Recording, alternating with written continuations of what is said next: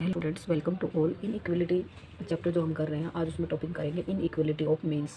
तो equality of means करने से पहले हमें पता होना चाहिए कि arithmetic, geometric and harmonic means क्या होते हैं। उनकी डेफिनेशंस को एक बार देखेंगे। अर्थमेटिक मीन्स एम को क्या लिखते हैं हम, the sum of numbers divided by the count. मतलब जो भी नंबर आपको सीरीज में दे रखे हैं उन सबका सम divided by total number of जितने भी वो नंबर्स हैं वो, वैसे हमारा निकलता है अर्थमेटिक मीन। उसके बाद हमारा आता है ज्योमेट्रिकल मीन। ज्योमेट्रिकल मीन क्या होता है, the nth root of the product of the numbers. जितने भी नंबर हैं उन सबका प्रोडक्ट, और रूट के अंदर ये n कौन सा है, जितने हमारे पास नंबर्स होंगे, जैसे 2 नंबर्स हैं, 3 हैं, 5 हैं, तो वो यहाँ पे हमारे यहाँ आ जाएंगे रूट के बाहर। उसके बाद नेक्स्ट है हमारे पास harmonic mean, HM, the reciprocal of the arithmetic mean of the reciprocals. जो अर्थमेटिक मीन हमने निकाला है उसके रेसिप्रोकल्स का भी रेसिप्रोकल, जैसे कि HM is equal to n, number of terms होंगी 1/x1 plus 1/x2 plus 1/xn तक हमारे पास होगा। x1 x2 क्या होंगी, जो हमारे पास टर्म्स होंगे, first second third fourth and n तक जो टर्म्स होंगी, और टोटल नंबर ऑफ टर्म्स जो होंगे वो n होता है हमारे पास। अब इनइक्वलिटी ऑफ मीन्स हम बोलते हैं किसको, for any set of positive real numbers x1 x2 and xn the following inequality holds. ये होती है एक्चुअल इनइक्वलिटी हमारे पास, arithmetic mean greater than geometrical mean and greater than harmonic mean.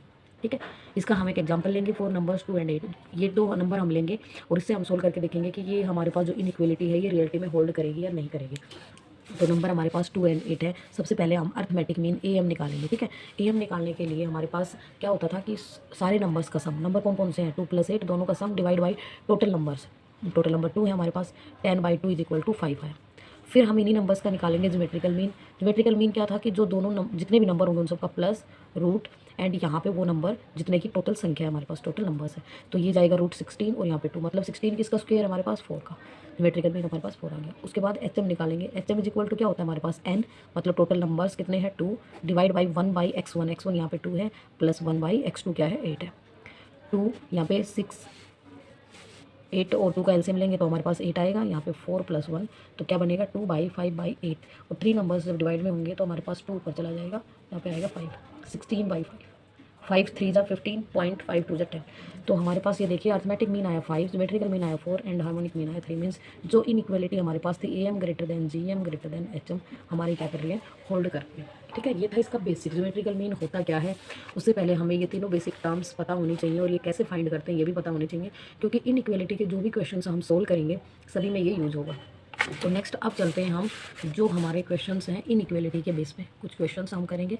एक एग्जांपल हम कर चुके हैं जो कि बेसिक था हमारा, हमने चेक किया कि अर्थमेटिक मीन ग्रेटर होता है ज्योमेट्रिकल से और ग्रेटर होता है हार्मोनिक मीन से।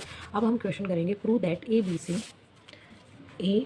B + C, प्रूव करनी है हमें AB + BC + CA greater of 9ABC। ये है, ये क्वेश्चन हमारे पास कि prove A + B + C into AB + BC + CA greater than 9ABC होता है हमारे पास। ठीक है, इसको सोल्व करेंगे, अब हम देखेंगे।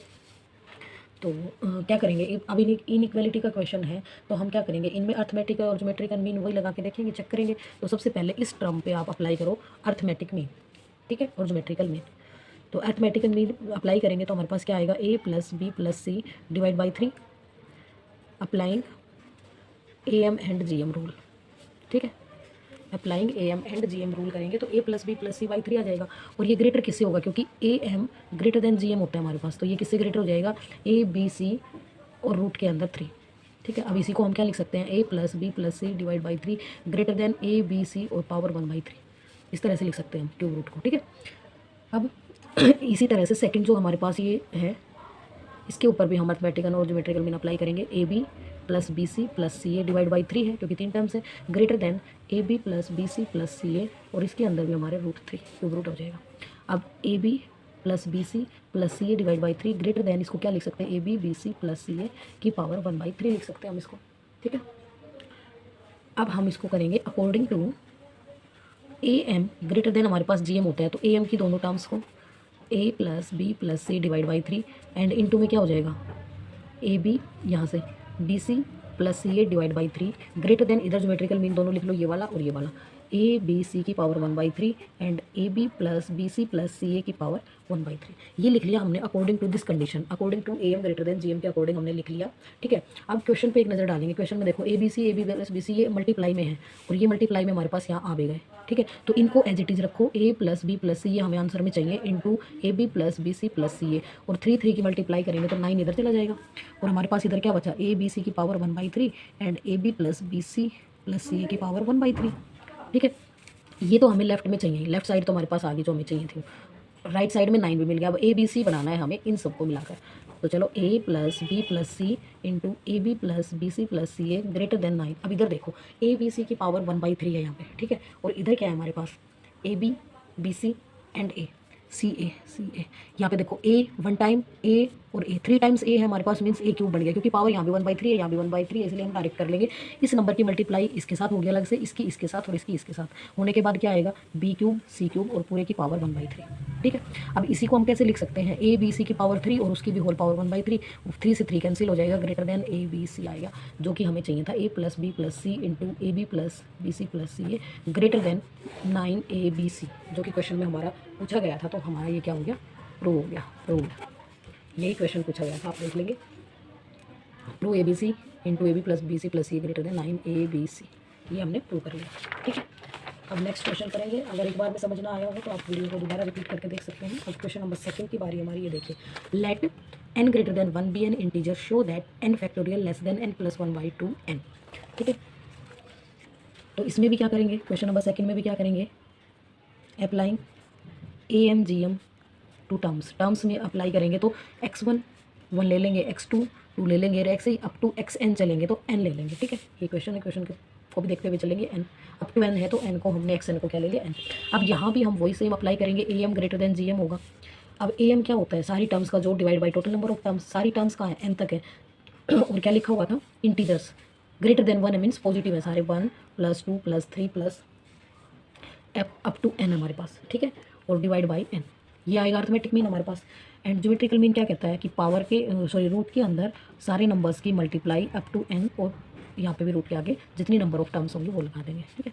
अब ये हमारे पास कोई एक फॉर्मूला बनता है कि 1 + 2 सारे इंटीजर्स का सम, सारे पॉजिटिव इंटीजर्स का सम हमारे पास क्या होता है, n इंटू n प्लस 1/2। ये इस वीडियो इनइक्वालिटी जब हमने स्टार्ट की तब हमने ये बेसिक फॉर्मूलाज किए थे कि सभी नंबर्स, नेचुरल नंबर्स का सम जब हम करते हैं तो हमारे पास क्या फॉर्मूला होता है, नेचुरल नंबर्स के स्क्वायर का सम करते हैं तो क्या फॉर्मूला होता है, क्यूब का अगर हम सम करते हैं तो क्या होता है। ये सारे हमने इससे पहले के वीडियोज़ में ऑलरेडी कर चुके हैं इनइक्वालिटी चैप्टर में ही। अगर आपने नहीं देखे हैं तो प्लेलिस्ट को विजिट जरूर करें, आपको काफ़ी हेल्प होगी।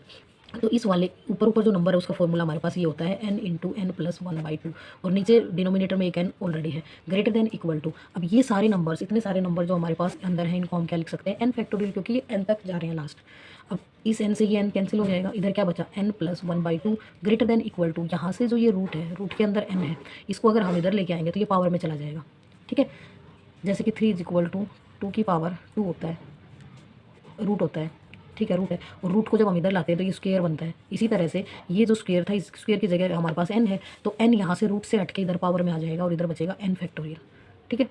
यही शायद हमें प्रूव करना था। यहाँ देखेंगे, देखो n फैक्टोरियल लेस देन है हमारे पास n प्लस 1/, यहाँ इक्वल भी साइन है, तो इक्वल हमारे पास क्यों नहीं आएगा, क्योंकि हमें बोल रखा है कि n ग्रेटर देन 1 लेना है हमें।